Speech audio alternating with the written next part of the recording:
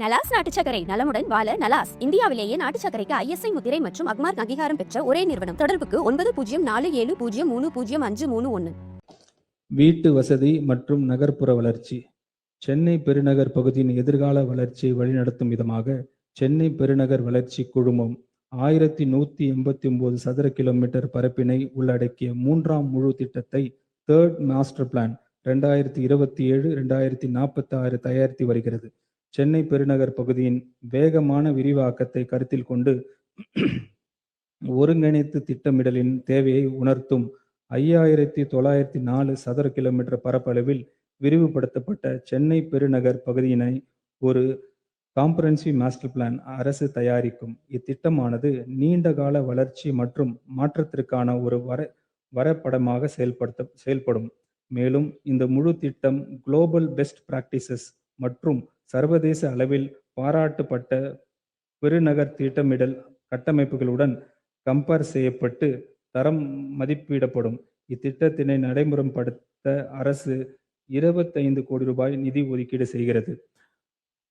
Plots மற்றும் கட்டடங்களுக்கான திட்ட அனுமதி தமிழ்நாட்டில் CMDA, DTCP, rural and urban local bodies என பல நிலைகளில் வழங்கப்படுகின்றன.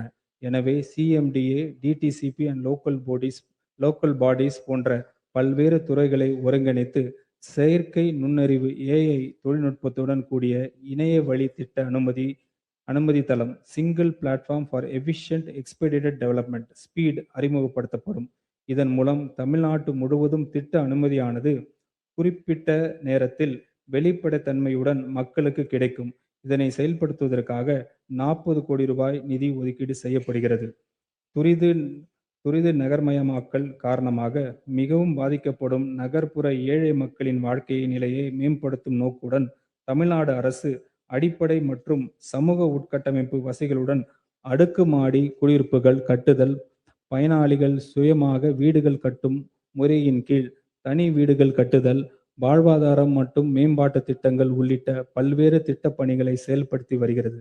இத்திட்டப் பணிகள் கீழ் பல்வேறு நிலைகளில் முன்னேற்றத்தில் உள்ள 24,131 அடுக்குமாடி குடியிருப்புகளை கட்டும் பணிகள் இந்த ஆண்டில் முடியும். மேலும் 14,194 அடுக்குமாடி குடியிருப்புகள் கட்டும் பணிகள் இந்த ஆண்டில் தொடங்கப்படும். இத்திட்டத்திற்காக 1,253 கோடி ரூபாய் நிதி ஒதுக்கீடு செய்யப்படுகிறது. குறைந்த வருமானம் கொண்ட குடும்பங்களுக்கு ஆற்றல் மிக்க இளைஞர்களுக்கு கண்ணியமான, பாதுகாப்பான மற்றும் தரமான குடியிருப்பு வசதியை பெறுவதை இந்த அரசு மேலான குறிக்கோளில் ஒன்றாகும். இதன் முன்னெடுத்து செல்லும் வகையில் தமிழ்நாடு நகர்ப்புற வாழ்விட மேம்பாட்டு வாரியத்தால் முதற்கட்டமாக சென்னை பெருநகர் பகுதியில் மாநகர் இளைஞர் மற்றும் குடும்ப வீட்டு வசதி திட்டம் மை ஹோம் என்ற முன்னோடி திட்டம் அறிமுகமாகும். இத்திட்டத்தின் கீழ் அடுத்த 7 ஆண்டுகளில் 1 லட்சம் வீடுகள் கட்டப்படும். இந்த லட்சிய திட்டத்தின் மூலம் பிரைவேட் பப்ளிக் பார்ட்னர்ஷிப் வாயிலாக சுமார் 15,000 கோடி ரூபாய் முதலீடு ஈர்க்கப்படும். இதற்கு ஊக்கமளிக்கும் வகையில் தமிழ்நாடு ஷெல்டர் ஃபண்டின் மூலம் 3,500 கோடி ரூபாய் வயபிலிட்டி கேப் ஃபண்டிங் வழங்கப்படும்.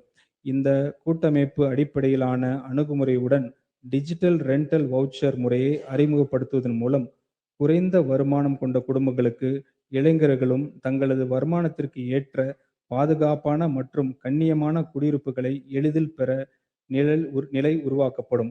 இந்த முன்னோடி முயற்சி சென்னை பெருநகரத்தை அனைவருக்கும் சமமான வாய்ப்புகளையும் தரமான வாழ்க்கை தரத்தையும் பாதுகாப்பான குடியிருப்பு வசதியும் வழங்கும் பெருநகராக மாற்றுவதில் முக்கிய பங்காற்றும்.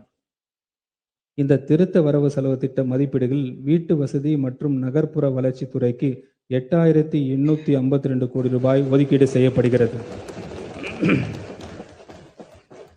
நகராட்சி நிர்வாகம் மற்றும் குடிநீர் வழங்கல் municipal administration and water supply மாநிலத்தின் அடுத்த கட்ட வளர்ச்சி பயணத்தின் அத்தியாயம் தமிழ்நாட்டின் நகர்ப்புற பகுதிகளில் இருந்து தொடங்கும்.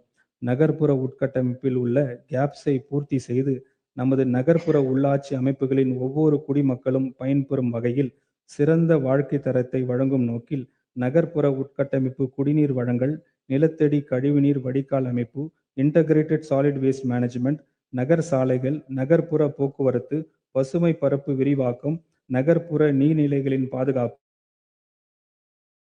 மற்றும் குழந்தைகளின் பாதுகாப்பு, செயற்கை நுண்ணறிவு சார்ந்த மின் ஆளுமை மற்றும் எக்ஸ்க்ளூசிவ் நகர்ப்புற பொது சுகாதார மேம்பாட்டு இயக்கம் ஆகியவற்றை ஒரே கூரையின் கீழ் இணைக்கும் ஒருங்கிணைந்த இயக்கமான முதலமைச்சரின் ஒருங்கிணைந்த நகர்ப்புற மேம்பாட்டு திட்டத்தினை அறிவிப்பதில் நான் பெருமகிழ்ச்சி கொள்கிறேன்.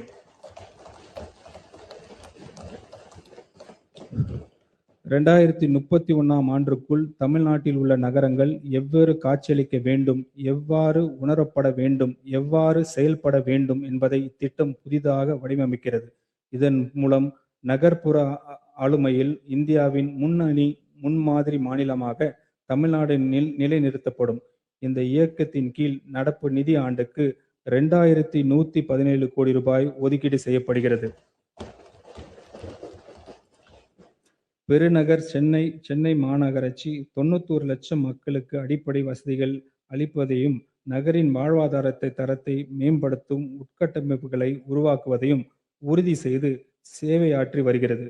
நகர்ப்புற போக்குவரத்து மேம்படுத்தும் நோக்கில் சென்னை காவல்துறை மற்றும் பெருநகர் போக்குவரத்து கழகங்களுடன் இணைந்து பெருநகர் சென்னை மாநகராட்சி நுண்ணறிவு போக்குவரத்து மேலாண்மை அமைப்பை இறுதிக்கட்ட செயல்வாக்கத்தில் உள்ளது.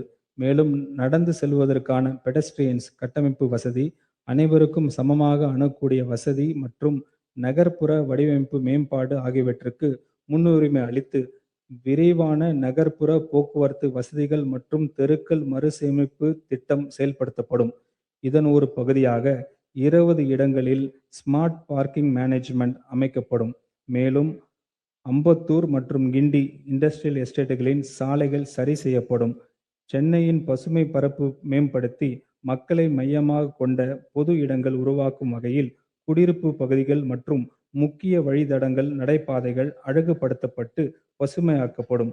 சென்னை ஒரு நிலையான மற்றும் பேரிடர் காலங்களில் விரைந்து மீளும் தன்மை உள்ள நகரமாக மாற்றுவதற்கான தொலைநோக்கு பார்வையின் ஒரு பகுதியாக பல்வேறு இடங்களில் நீர்நிலைகள் சுற்றியுள்ள பகுதியில் பசுமை உள்கட்டமைப்புக்கான மேம்படுத்த திட்டங்கள் மேற்கொள்ளப்படும். நகர்ப்புற வெள்ள பாதுகாப்பு பாதிப்பை தடுப்பதற்கு முக்கிய நீர்வழி தடங்கள் கொள்ளை அழிவு அதிகரிக்கும் பொருட்டு ஃப்ளட் சுவர்களின் உயரம் உயர்த்தப்பட்டு சங்கிலி இணைப்பு வேலிகள் அமைக்கப்பட்டு வருகின்றன. இதன் மூலம் என்விரான்மெண்ட் ரிசோர்சஸ் பாதுகாப்படுவதுடன் நிலையான சமூக பயன்பாட்டு இடங்கள் உருவாக்கப்படும்.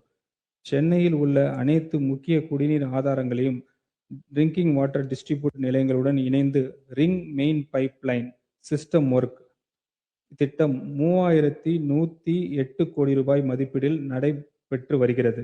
2030-31 ஆண்டுக்குள் நிறைவடையும் வகையில் நடைபெறும் வரும் இந்த திட்டப்பணிகள் முடிவடைந்த பின்னர் சென்னை மாநகரம் முழுவதும் சமமான மற்றும் தடையற்ற குடிநீர் விநியோகம் உறுதி செய்யப்படும். ஒவ்வொரு சிறந்த நகரும் தன் மக்களுக்கு அளிக்கும் மிக அடிப்படையான உறுதிமொழி இதுவே: தூய்மையான குடிநீர், விதிவிலக்கில்லாமல் ஒவ்வொரு நாளும். மக்கள் பயன்பாட்டிற்கு உகந்த வகையில் அனைத்து மாநகராட்சிகளிலும் வீதிகளும் மேம்படுத்தப்படும். சரியான சாலை இணைப்பு, நடைபாதைகள், மிதிவண்டிகளுக்கான தனி பாதைகள், கிராஸ் ஸ்ட்ரீட்ஸ் இணைப்புகள், மேம்பட்ட சாலைகள், சந்திப்புகள், பள்ளிகள், பாதுகாப்பு செல்வதற்கான பாதைகள் மற்றும் நவீன LED தெரு விளக்குகள் ஆகியவை அமைக்கப்பட்டு இந்த ஸ்ட்ரீட்ஸ் நவீன நகர்ப்புற ஸ்ட்ரீட்ஸாக உருவாக்கப்படும். நம்மில் பலர் பிறந்து வளர்ந்தது, நம்மை அரவணைத்தது, நம்மோட ஒரு பகுதியாக இருப்பது வரலாற்று சிறப்பு மிக்க நமது சென்னை மாநகரம். ஒரு காலத்தில் சென்னை மாநகரத்தின் குடிநீர் தேவைகளை பூர்த்தி செய்த நதிகளான அடையார் மற்றும் கூவம் இன்று ஒரு கழிவுநீர் நதியாகவே மாறியிருப்பது நம்மில் பலருக்கும் வேதனை அளிக்கக்கூடிய ஒன்றாகும். தமிழ்நாட்டினை இதற்கு முன் மாறி ஆண்ட அரசுகள் அடையாறு மற்றும் கூவம் ஆறுகளை சுத்தப்படுத்துவதும் அழகுபடுத்துவதும் பல 100 கோடி ரூபாய் மக்கள் வரி பணத்தை வாரி இறைத்தும் ஆறுகளின் தன்மையில் பெரிய மாற்றம் ஒன்று ஏற்படவில்லை. உலகின் மிக பெரிய மற்றும் பழமையான நகரங்களான ஹரப்பா, மொஹெஞ்சதாரோ, இன்சா, மெசபோட்டோமியா ஆகியவை பெரு நதிகளின் அருகிலே வளர்ந்தன.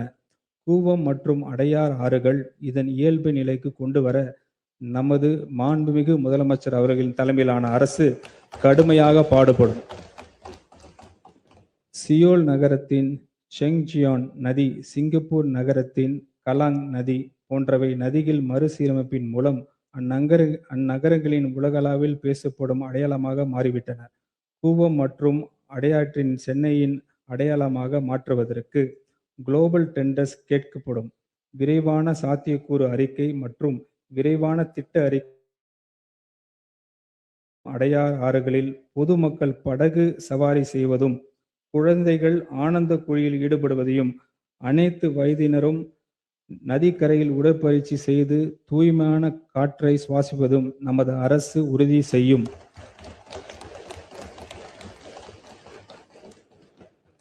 இந்த திருத்த வரவு செலவு திட்ட மதிப்பீடுகள் நகராட்சி நிர்வாகம் மற்றும் குடிநீர் வழங்கல் துறைக்கு 29,863 கோடி ரூபாய் ஒதுக்கீடு செய்யப்படுகிறது.